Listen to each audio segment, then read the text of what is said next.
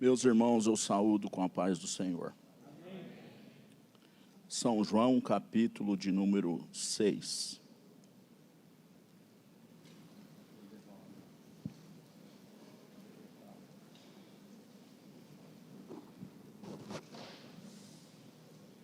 Glória a Jesus.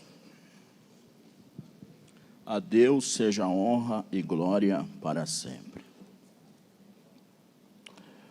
Depois disso, partiu Jesus para o outro lado do mar da Galileia, que é o de Tiberíades.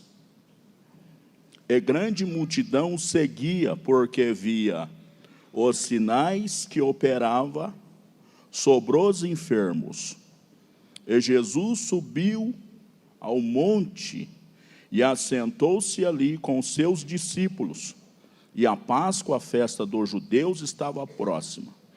Então Jesus, levantando os olhos e vendo uma grande multidão que vinha ter com ele, disse a Filipe: onde compraremos pães para estes comerem? Mas dizia isso para o experimentar, porque ele bem sabia o que havia de fazer. Filipe respondeu-lhe: 200 dinheiros de pão não lhes bastarão para que cada um deles tome um pouco.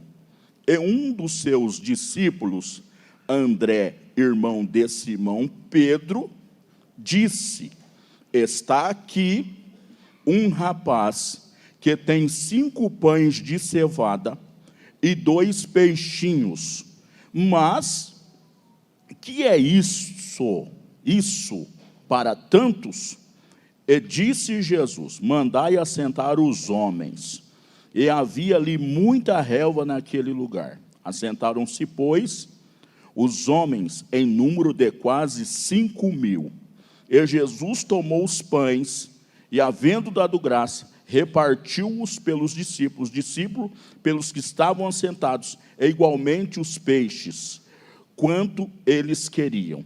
E quando estavam saciados, disse aos discípulos: recolhei os pedaços que sobejaram, para que nada se perca. Recolheram-no, pois, e encheram 12 cestos de pedaço dos 5 pães de cevada, que sobejaram aos que haviam comido. Amém. Eu quero ler também um segundo texto na Bíblia, registrado na carta aos Hebreus, no seu capítulo de número 11, e o seu verso de número 6.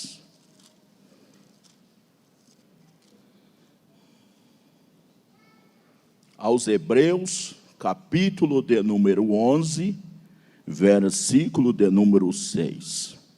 Ora, sem fé é impossível agradar-lhe, porque é necessário que aquele que se aproxima de Deus creia que ele existe e que é galardoador dos que o buscam. Amém. Nesta noite, eu quero rapidamente transmitir uma palavra para os irmãos e quero frisar aqui, nesta noite, o seguinte ponto, o ponto que eu quero destacar aqui nestes 2 textos que ora acabamos de ler, é o seguinte: muito cuidado com a incredulidade, porque Deus ainda faz milagres. Isso é um ponto. Esse aqui que eu acabei de citar aqui nesta noite é o ponto crucial da minha fala aqui nessa noite. Entenda uma coisa. Entenda isso. Nunca, jamais esqueça que Deus faz milagre. O ponto que o escritor aos Hebreus, um dos pontos, ele tem ali vários pontos na carta aos Hebreus, capítulo 11, falando sobre a fé. Mas um dos pontos em destaque é o verso 6 que diz: ora, sem fé é impossível você ter um relacionamento com Deus.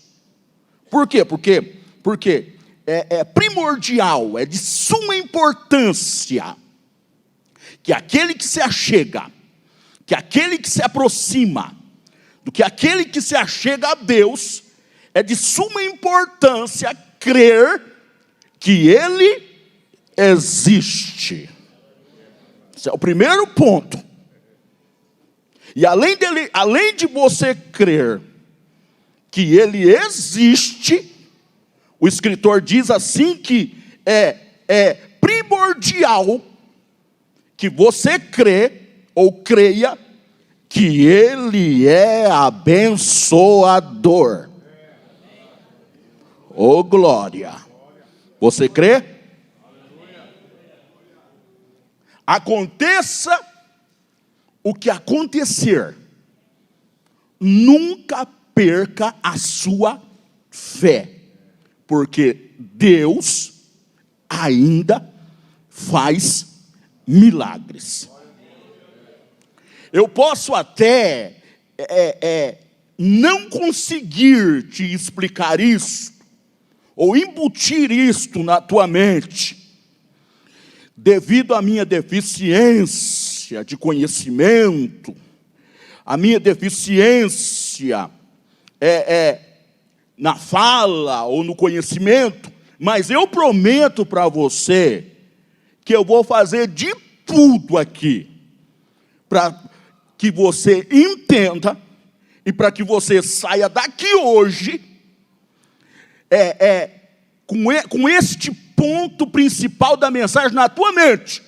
Você vai chegar em casa dizendo assim: Deus faz milagre.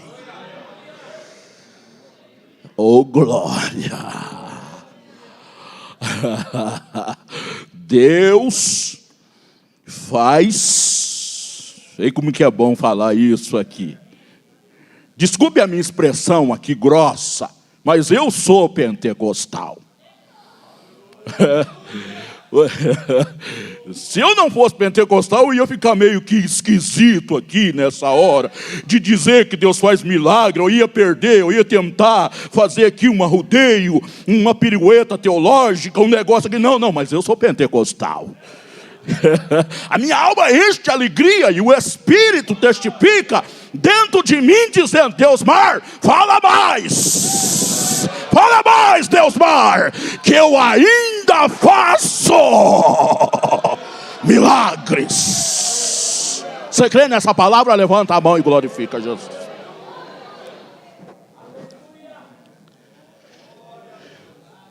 Vamos no texto lido de São João capítulo 6.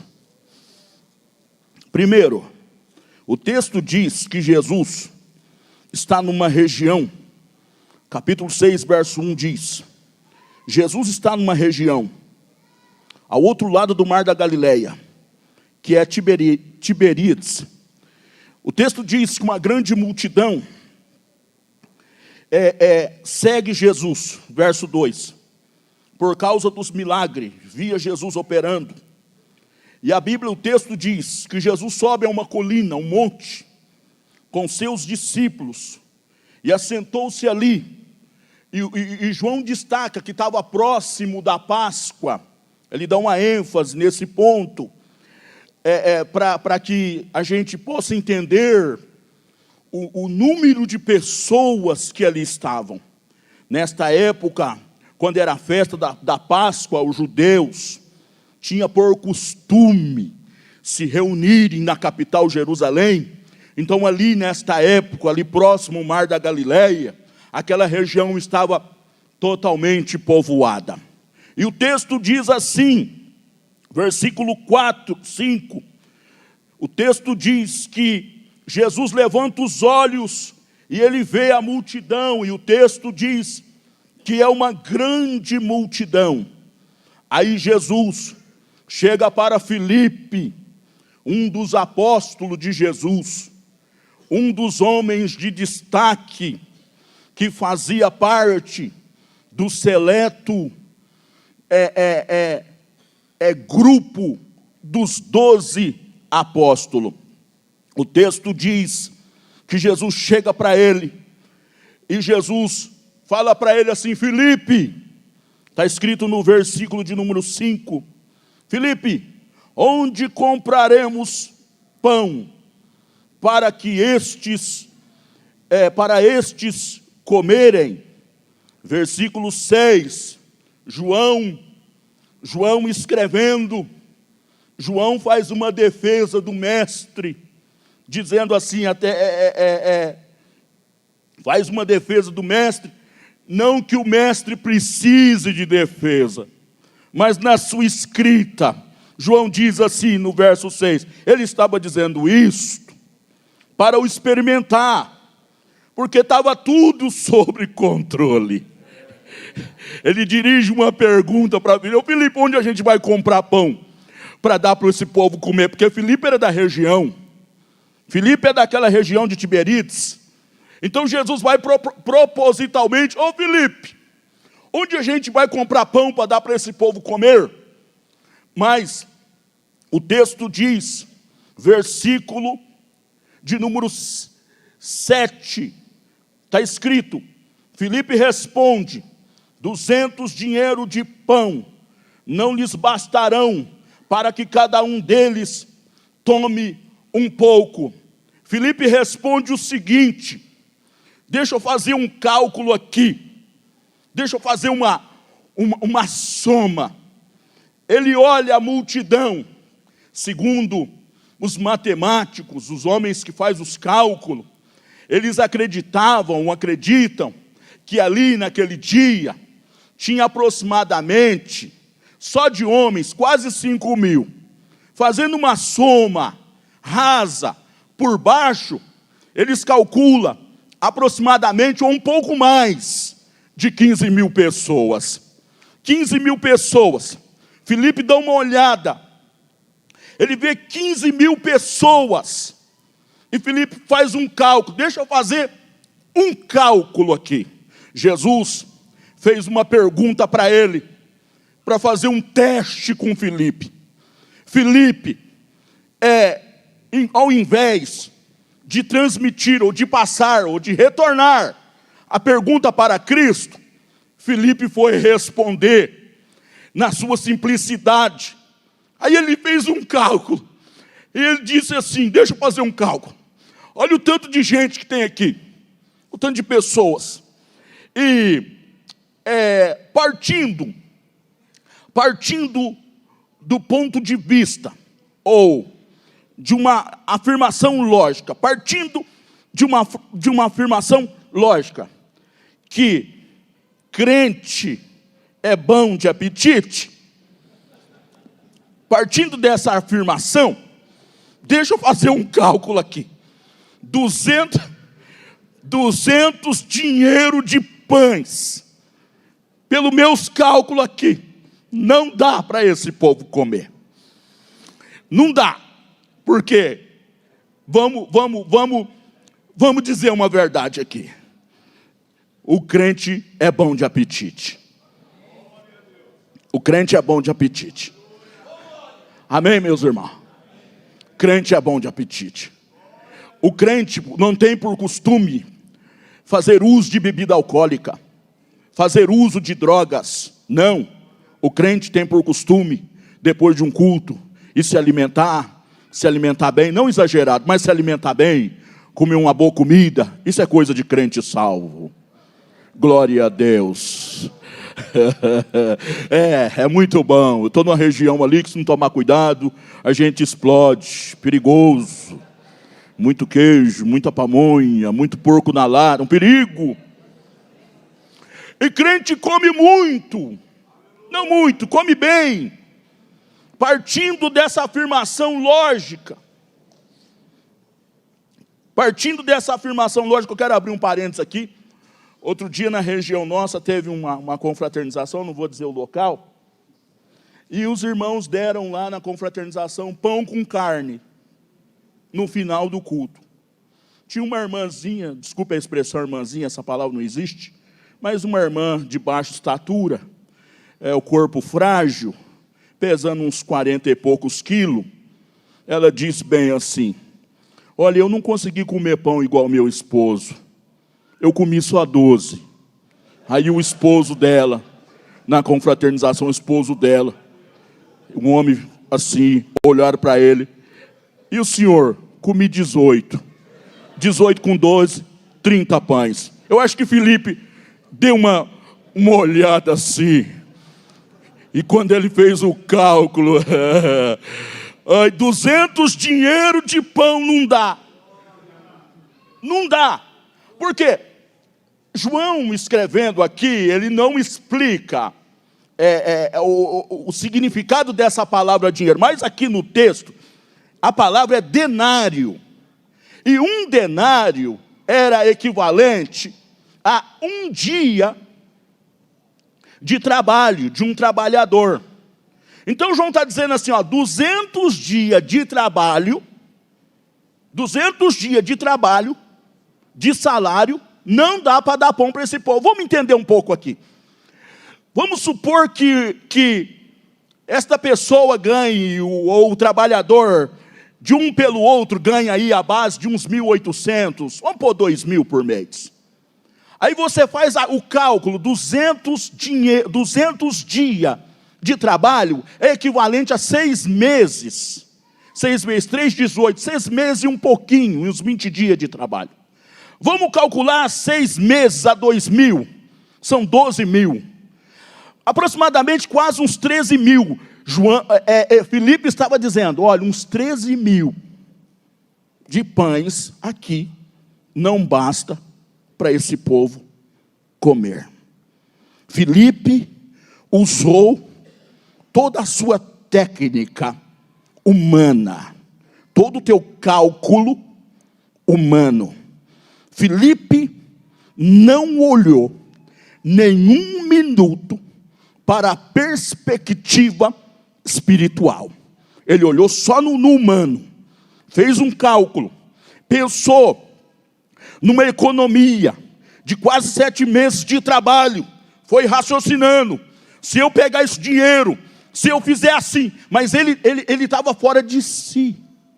Ele não estava entendendo que ele estava diante daquele que ainda fazia milagre. E ele está usando a sua matemática, a sua inteligência, e está calculando, sendo que estava diante do homem dos milagres. Ponto. Chegou um outro apóstolo e fez uma outra proposta para Jesus. Chegou e disse, Jesus, está aqui, André chegou, o irmão dele, está aqui, está aqui. Um moço, esse moço tem 5 pães de cevada, e tem 2 peixinhos, aqueles peixinhos que o judeu usa bastante, curtido no vinagre, conservado no sal, aquele peixinho, eles usavam muito aquele peixinho, para que ele desse um sabor melhor naquele pão tão desprezado, que era o tal do pão de cevada. Aquele pão que eles faziam aquele caldo, e jogavam na pedra quente, saía aquela plasta fina, mais dura. Aí então eles punham aquela manjubinha curtida para dar um sabor. Aqui tem um moço, ele tem 5 pães de cevada e 2, mas O que é isso? O que é isso? Para tantos. O que é isso? Para tantos. Aí Jesus, versículo de número 10. E disse Jesus: mandai assentar os homens. Havia muita relva naquele lugar. E assentaram, pois, em número de quase... Amados, aqui, olha aqui. Aqui acabou de acontecer um milagre imperceptível. Aqui, ó. Porque existe milagre que você não percebe. Deus pode tocar em você e agora. Na tua situação agora, você nem perceber. Aqui aconteceu um milagre imperceptível. Tem milagre perceptível e imperceptível. Aconteceu um milagre. Pastor, explica isso. Amados, como que você manda sentar 5.000 homens com fome? Como que você faz isso? Como? E eles assentaram. Como? Como que você chega no meio de 5.000 homens famintos? Ó, senta. Senta como? Jesus não falou que ia fazer nada. Como? Isso foi um milagre que aconteceu. Imperceptível, ninguém percebeu. Pode acontecer hoje. Você pode nem perceber, mas o Deus de milagre está presente aqui. Oh, glória. Aleluia. Fazei assentar. Eu não sei como ele fez. Eu não sei explicar isso aqui. Mas todos se assentaram. Aí a Bíblia diz, versículo de número 11. E Jesus tomou os pães e, havendo dado graça. Oh, glória. Esse negócio mexe com Deus. Você imagina Jó, como a irmã Lloyd acabou de cantar aqui, e o nosso irmão. Você imagina Jó tudo arrebentado. Tudo arrebentado. A mulher dele em transe. Ó, você ainda retém a tua integridade com Deus. Amaldiçoa esse Deus e morre. Aí de repente, Jó fala assim: nu saí do ventre da minha mãe, nu tornarei para o pó. O Senhor deu, o Senhor tomou. Aí ele dá graça. Aqui Jesus deu graça. Aí Jó vai bem dizer lá. Jó diz assim, ó: bendito seja o nome do Senhor.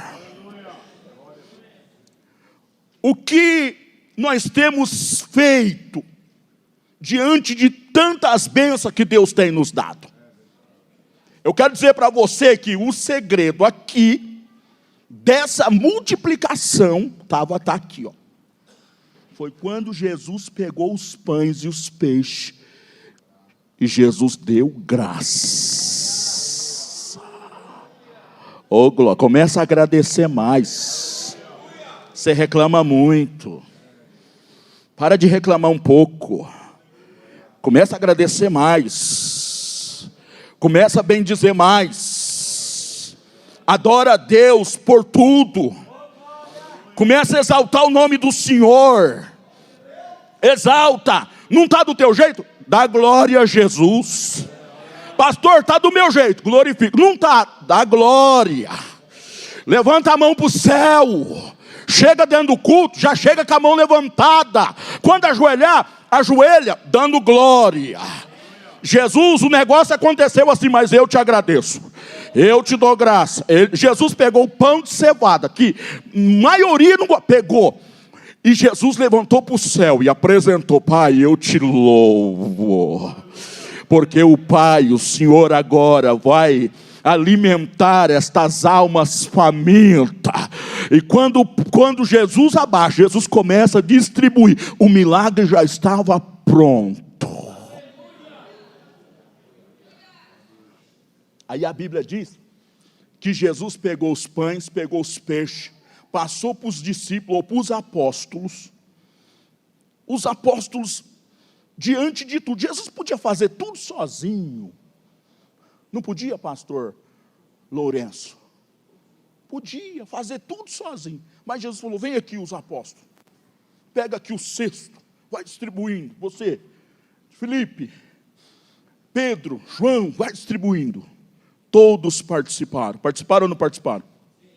Viram ou não viram? Participaram do milagre ou não participaram? Foi uma bênção ou não foi? Deus prosperou ou não prosperou? Está escrito desta maneira, versículo de número 11. Havendo dado graça, repartiu pelos discípulos. Os discípulos pelos que estavam assentados. Igualmente os peixes, o quantos eles queriam. E quando estavam saciados. Essa palavra no original é empachado. Não cabia nem água. Aí comeram até encher.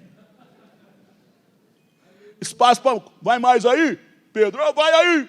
Aí atrás, vai peixe. Não, aqui não. Aí João, aí vai mais. Não, não aguento mais, João. Aí Tiago, e aí, vai. Não, aqui não.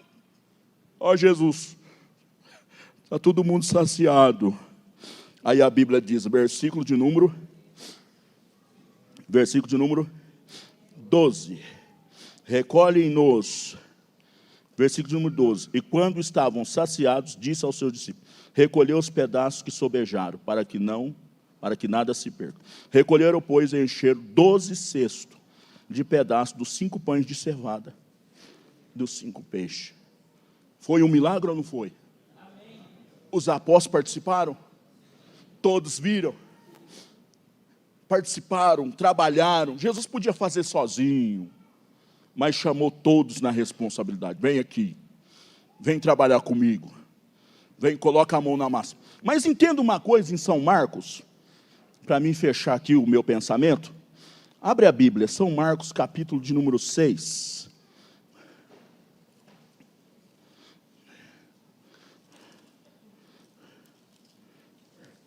O versículo de número 45. O ponto que eu quero frisar aqui, presta atenção aqui. Quando os senhores que são pais aqui, quando os senhores querem que seu filho grave uma informação sua, como que você faz? Eu vou dizer eu falo uma vez, eu falo 2 vezes, 3 vezes, 4 vezes, 5 vezes, o tanto que for preciso. Quando eu quero que um filho meu grave uma informação que eu quero passar para ele. Esse texto da multiplicação dos pães é um texto que está repetido 4 vezes na Bíblia. Ele é como o texto da crucificação de Jesus e da ressurreição de Jesus. Os 4 evangelistas frisa esta passagem. Por quê? Por que os 4 falam sobre a multiplicação, sobre o milagre da multiplicação? Por quê? É porque Jesus quer. Quando Mateus foi escrever, o Espírito Santo falou para Mateus, ó, anota esse milagre aí. Quando Marcos foi escrever, o Espírito Santo, ó, anota esse milagre. Quando Lucas foi escrever, o Espírito Santo, Lucas, anota aí. Quando João foi escrever, o Espírito Santo, João, anota aí de novo. Anota que eu multipliquei os pães. Anota que eu faço milagres. Anota. Por que está 4 vezes na Bíblia? É para você entender que o teu Deus é Deus de multiplicação. É Deus de milagre. É a mesma coisa que Jesus está falando assim, eu faço. Eu multiplico, eu pego o pouquinho que você tem e transformo no suficiente para a tua vida. É isso. E São Marcos, capítulo 6, Marcos está narrando a mesma história, mas com um detalhe, uma riqueza de detalhes. Está escrito, Logo obrigou os seus discípulos a subir para o barco, a passar adiante para o outro lado, a Betsaida, enquanto ele despedia a multidão. Para contextualizar, volta para mim versículo de número 44, por gentileza. Olha lá, os que comeram os pães eram quase 5.000 homens, versículo 45.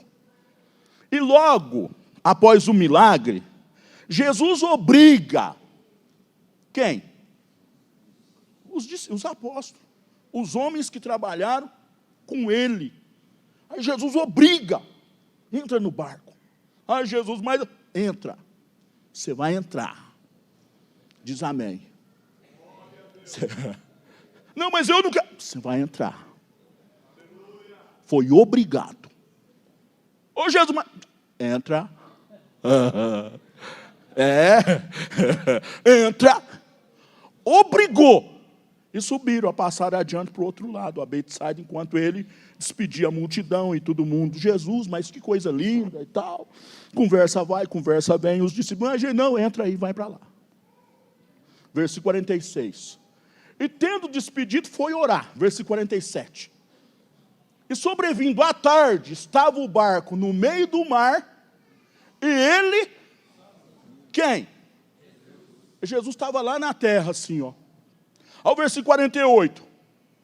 E vendo que se fadigava a remar, porque o vento era contrário, versículo 47.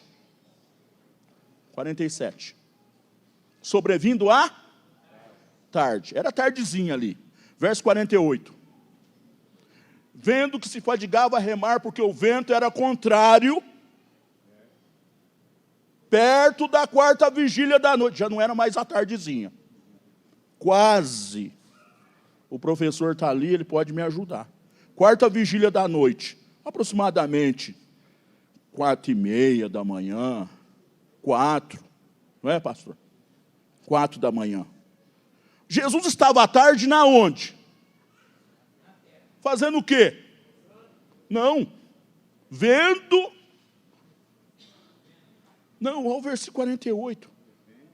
E vendo. Estava vendo eles lá no barco, ó. Ó. E Jesus o quê? Assim, ó.